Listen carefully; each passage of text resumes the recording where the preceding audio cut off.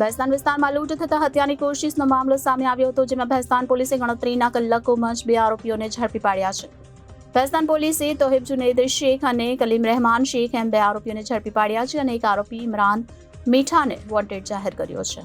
ભેસ્તાન વિસ્તારમાં લૂંટ થતા હત્યાની કોશિશનો મામલો સામે આવ્યો હતો, જેમાં ભેસ્તાન પોલીસે ગણતરીના કલાકમાં જ 2 આરોપીઓને ઝડપી પાડ્યા છે.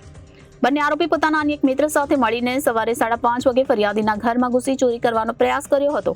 ફરિયાદી અને તેમના પરિવાર દ્વારા પ્રતિકાર કરતા 3 આરોપીઓ દ્વારા તેમની પર જીવલેણ હુમલો કર્યો હતો, જે બાદ બૂમાબૂમ થતા 3 આરોપીઓ ત્યાંથી ફરાર થઈ ગયા હતા. જે મામલે 3 આરોપીઓ વિરુદ્ધ ભેસ્તાન પોલીસ સ્ટેશનમાં લૂંટ થતા હત્યાનો ગુનો નોંધવામાં આવ્યો હતો. જે મામલે ભેસ્તાન પોલીસે તોહિબ જુનેદ શેખ અને કલીમ રહેમાન શેખ એમ 2 આરોપીઓને ઝડપી પાડ્યા છે અને એક આરોપી ઇમરાન મીઠાને પોલીસે વોન્ટેડ જાહેર કરી આગળની વધુ તપાસ હાથ ધરી છે.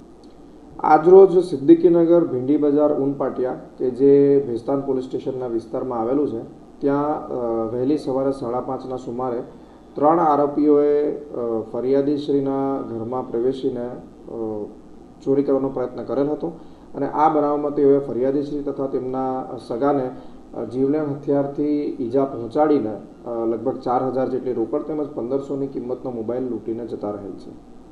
અને આ બનાવમાં અત્રેના પોલીસ સ્ટેશનના પીઆઈ તથા અન્ય સ્ટાફે મળીને ત્વરિત પગલાં લઈ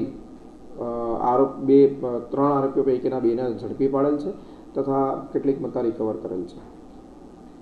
જી સાહેબ, આ લોકોની કોઈ ગુનાહિત ઇતિહાસ ખરો?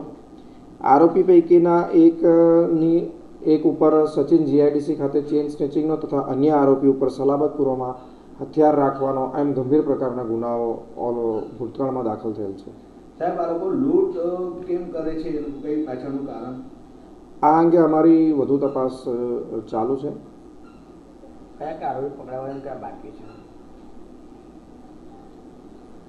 આ અંગે અમે તમને વધુ જણાવી શકીએ એમ નથી, કેમ કે આરોપીઓની હજુ ઓળખ પર બાકી છે. આથી આરોપીઓની ઓળખ છતી કરી શકાય તેમ નથી. સર, આરોપીઓ શું કરે? આ ચોરી જ કરે છે કે બીજું કંઈ કામ ધંધો કરે છે? આ અંગે વધુ તપાસ જારી છે. Reporter Arvind Rathod, Janadesh news, Surat.